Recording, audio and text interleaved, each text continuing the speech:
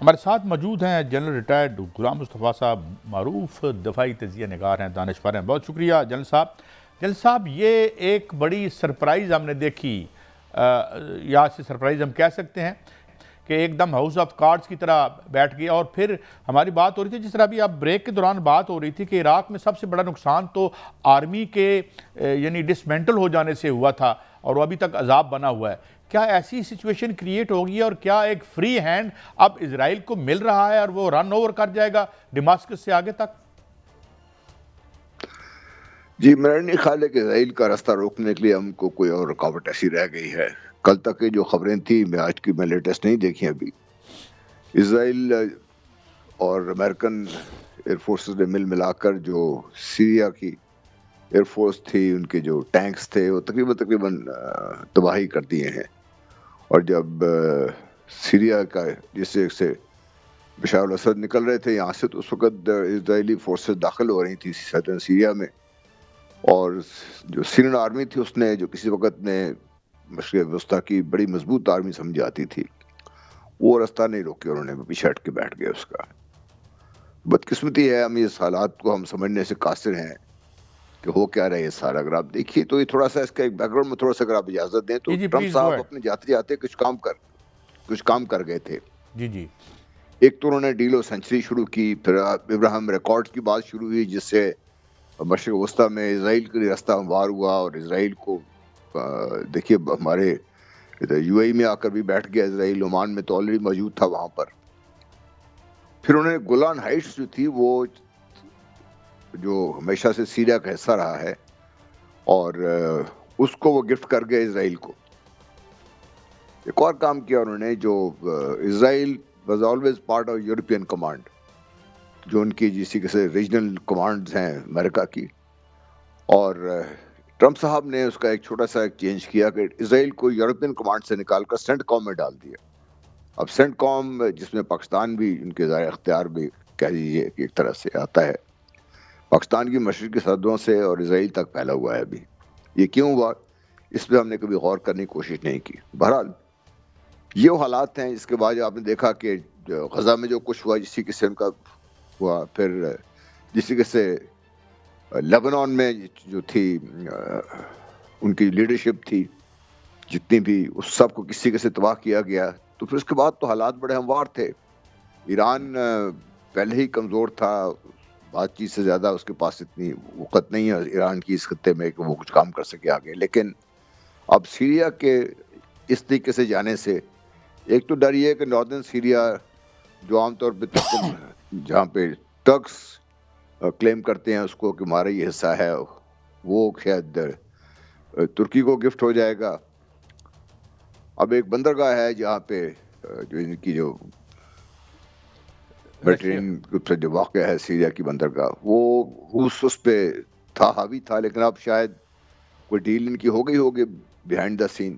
لیکن سیریا کی اس طریقے سے گر جانے سے آپ اگر نقشہ اٹھا کے دیکھیے تو پھر دیکھیے کہ اسرائیل کا جو دائرہ اختیار ہے کہاں تک بڑھ گیا ہوا ہے.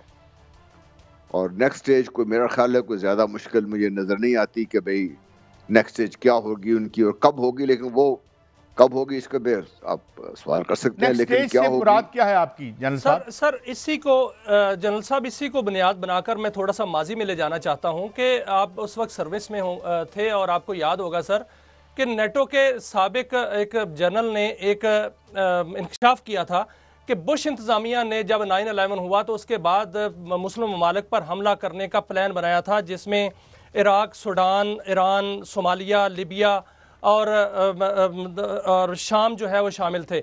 ان ممالک میں آپ نے دیکھا سر کہ عراق اور لیبیا تو تباہ ہو گئے، شام کی اب باری آ گئی، ایران پر پابندیاں لگا دی گئی ہیں، ایران کی کرنسی جو ہے وہ بدترین حالت میں اب تو جو ہے موجود ہے. تو کیا مسلم ممالک جو ہیں وہ ایک ایک کر کے شکار ہوں گے؟ یہ اکٹھے کیوں نہیں ہوتے اور ایک پیغام کیوں نہیں دیتے عالمی سامراج کو کہ ہم ایک طاقت ہیں؟ دیکھیں، یہی خوبی ہے جو سپر پاور کی کہ وہ پہلے انہوں نے ان کو ڈیوائیڈ کر دیا. ہم سپر پاور کو سمجھتے ہیں کہ شاید بہت زیادہ ان کے پاس فوجی طاقت ہے. نہیں، سپر پاور کی جو میں سمجھتا ہوں ڈیفینیشن ہونی چاہیے کہ وہ دنیا کے حالات کو اپنی مرضی کے مطابق ترتیب دے لیتے ہیں اور اپنے مفادات کو پھر آگے بڑھاتے ہیں. آپ جن چیزوں کا ذکر کر رہے ہیں وہ آہستہ آہستہ ہوئی ہیں، وہ ایک دم نہیں ہوئی. اور یہ نظر آ رہا تھا, جو دیکھنے والے تھے, جو دور بین جن کی آنکھیں دور تک دیکھ سکتی تھی, نظر آ رہا تھا کہ یہ ہوگا آئندہ. کیونکہ آپ اگر دیکھیں تو ان کے جو جتنے بھی ان کی طاقت ہے, اس کے راستے میں رکاوٹ کون ہے ان کی؟ میں بار بار اس کا ذکر کر چکا ہوں, لیکن 92 میں جب یہ سوویت یونین ڈسمنٹل ہو گیا تو واشنگٹن پوسٹ کے ادارے نے لکھا تھا کہ بھئی اب وہ کون سا ایسا دشمن ہے جس کے خلاف ہم نے لڑنا ہے اور جس کو ہم نے تباہ کرنا ہے. تو اس میں آپ کا نام تھا, مسلمانوں کا نام تھا اس میں. اس لیے میرے لیے کوئی اتنی وہ سمجھتا ہوں کہ وہ کچھونی بات نہیں, انہونی بات نہیں ہے. آئندہ کیا ہوگا اس میں بھی کوئی شک نہیں ہے مجھے. دیکھیے ایران کو جس طریقے سے زیر کیا گیا ایک طریقے سے, اور ایران جس طریقے سے قابو میں آیا ہے, اب نیکسٹ اور کون ہے جو اس کا راستہ روک سکتا ہے اس خطے میں؟ لیکن جل صاحب میں ایک اور بات کرنا چاہتا ہوں کہ ایران کی سرحد تو ہمارے ہاں بھی ملتی ہے بلوچستان میں, اور کیا کوئی دیر پا امن ہوگا یا بلکانائزیشن کے بعد سول وارز جو ہیں وہ تیزی سے کریں گے, یا وہ کوئی امن و امان کر لیں گے اسرائیل والے اگر پورے سیریا پر آتے ہیں تو؟ How do you see it playing out? دیکھیے جب سیریا کے اوپر ان کا تسلط پوری طرح قائم ہو گیا تو اس کے بعد وہ سیریا کو سب تک کنٹرول کر لیں گے جتنا ان کو اس وقت سوٹ کرتا ہے. کیونکہ سیریا دیکھیں نا, 3 براعظموں کے اوپر کا ایک افق ہے, سینٹر ہے وہاں پہ, 3 براعظموں کی سرحد وہاں پہ ملتی ہے سیریا میں. تو سیریا کے بعد نیکسٹ سٹیج آپ دیکھیے تو سیریا جو آج سیریا ہے, لیبنان, فلسطین پورا تھا, اسرائیل انکلوڈنگ جارڈن, یہ سارا اس کا حصہ تھا. اور سیریا میں تجارت تھی, سیریا سے وہاں کے بندرگاہ سے اتر کر جو تاجر تھے اپنا مال باقاعدہ, جی میں اسلام کے زمانے میں بھی تھا کہ وہ اونٹوں کے ذریعے باقاعدہ سعودی عربیہ سے پاس ہوتا تھا اور نیچے آتا. تو آگے کیا ہوگا اس میں کوئی شک تو ہونی نہیں چاہیے. کیونکہ اور دوسرا جہاں تک امن کا تعلق ہے, سر لبنان کے بعد تو پھر ایران اگلا ہدف بنتا ہے نا سر. تو پھر کیا اگلا ہدف ایران ہے؟ اور ایران کے ساتھ تو ہماری سرحد ملتی ہے, تو اگر ایران پر حملہ ہوتا ہے یا ایران نشانہ بنتا ہے تو پھر پاکستان متاثر ہوگا. دیکھیے ہم کیوں بھول جاتے ہیں کہ پاکستان ان کے نشانے پر ہے, پاکستان ان کے نشانے پر ہے اور پاکستان ہی ٹارگٹ ہے ان کا. باقی تو یہ سارے جو ملکوں میں جو کچھ ہو گیا آپ نے دیکھ لیا نا. اس میں اگر کوئی ریٹیلیٹ کر سکتا ہے یا کسی کے پاس اس قسم کی اللہ تعالیٰ نے طاقت دی ہے کہ وہ سامنے کھڑا ہو سکتا ہے, صرف پاکستان ہے. کیا اسرائیل پاکستان سے پنگا لے گا اور ہم پھر اس کا جواب تو دیں گے؟ دندان شکن جواب ہوگا پھر. جی جواب تو ہم دیں گے, جواب اس وقت دیں گے نا جب آپ کو پتا ہوگا کہ ساتھ ہو کیا رہا ہے. وہ اس طریقے سے حملہ نہیں ہوگا جس سے ابھی انہوں نے سیریا میں چلے گئے ہیں. پاکستان کو کمزور کرنے کے لیے جو سرگرم عمل ہیں وہ جس طریقے سے دہشت گردی کا شکار ہے پاکستان. اس خطے میں پوری دنیا میں اس وقت اگر کوئی ملک دیکھیں جہاں پہ دہشت گردی ہو رہی ہے تو پاکستان ہے. کیوں ہو رہی ہے؟ کون کروا رہا ہے اس کو؟ کہاں سے ہو رہی ہے؟ اس لیے ہمیں یہ بات سمجھنی چاہیے کہ پاکستان کو اندرونی طور پر کمزور کرنے کے لیے کی زمانے میں بڑی بات کرتے ہیں 5th جنریشن وارفیئر کی, اب وہ شاید بات چیز ہم بھول گئے ہیں. تو وہ وارفیئر تو آن ہے, پاکستان تو اس وقت نشانے پر ہے, وارفیئر آن ہے اس میں. اچھا جن صاحب, ظاہر ہے ہم نیوکلیر آرم اسٹیٹ ہیں.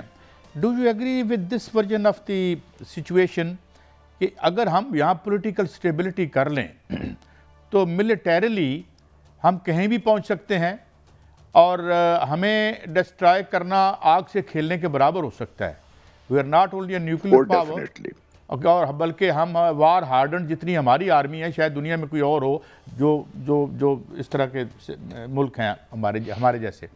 اور تو یہ جی سر کئی صاحب آپ شکر کریں کہ آپ جس ملک میں بیٹھے ہوئے ہیں, one of the best armies in the world at this point in time, despite all everything which is happening right left and centre. یہی فوج ہے جس نے آپ کے ساتھ مل کے پاکستان کے عوام کے ساتھ مل کے کام کر رہی ہے. تو پاکستان میں پولیٹیکل اسٹیبلٹی ہو جائے, ہم اکنامیکلی اس طرف چلنا شروع ہو جائیں. یہ نہیں کہ بہت اکنامیکلی ہم بہت مضبوط ہو جائیں, ہم اکنامیکلی کسی ایک سمت میں چلنا شروع ہو جائیں جو ساؤتھ کی بجائے اگر ہم اسٹیبل ہو جائیں, نارتھ کی طرف چلنا شروع کر دیں اکنامیکلی, تو پاکستان سے مضبوط ملک اس خطے میں اور کوئی ہو نہیں سکتا. لیکن کیسے انشاءاللہ سر ایسا ہی ہوگا، لیکن اگر اسرائیل جو ہے وہ اپنے مذموم ارادے مکمل کرنے کی کوشش کرتا ہے اور پاکستان کی طرف جانب آتا ہے تو ہمارے پاس غوری مزائل تو ہے نا، پھر وہاں تک پہنچ سکتا ہے سر، یروشلم تک؟ دیکھیے پہنچنے کو تو بہت کچھ ہو سکتا ہے، بات یہ ہے کہ آپ اپنے آپ کو پہلے خود اپنے آپ کو سنبھالیے. میری جو ہے میں بھی قاری صاحب کے سوال کے جواب میں بھی کہہ رہا تھا، اپنے آپ کو سنبھالیے. آپ کا سیاسی اسٹیبلٹی ان اے سینس کہ بھئی آج سے حالات 50-60% بہتر ہو جائیں، اسٹیبل ہو جائیں لوگ سارے. آپ کی جو اکنامک جو جس کے سے اب تو ہم نے ہاتھ پھیلا کے کھڑے ہوئے نا سر دنیا کے سامنے، اور وہی دنیا کے وہی لوگ کنٹرول کر رہے ہیں سارے سب کو. اسرائیل کو جو بیک کر رہے ہیں، آئی ایم ایف لے لیجئے، ورلڈ بینک لے لیجئے، چاہے وہ ایشین ڈیولپمنٹ بینک ہے اس کو بھی آپ لے لیجئے. تو اگر ہم اپنے جو یہ ہاتھ پھیلانے ہیں نا اس سے تھوڑا سا اگر ہم کم کر لیں تو پھر اسرائیل ہو کوئی بھی ہو، پھر انشاءاللہ پاکستان اتنا مضبوط ہے کہ اپنے پاؤں پہ کھڑا ہو کر پاکستان کسی کا مقابلہ کر سکتا ہے.